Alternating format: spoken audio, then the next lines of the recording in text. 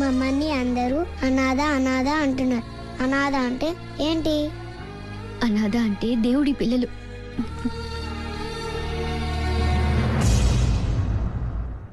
నేను కూడా అనాథనే. నాకు ముద్దు పెట్టవా?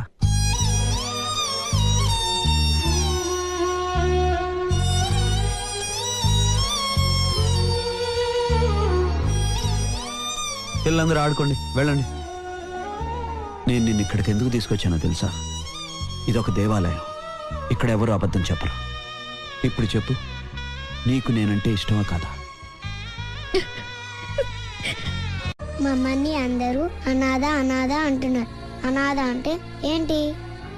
అనాథ అంటే దేవుడి పిల్లలు.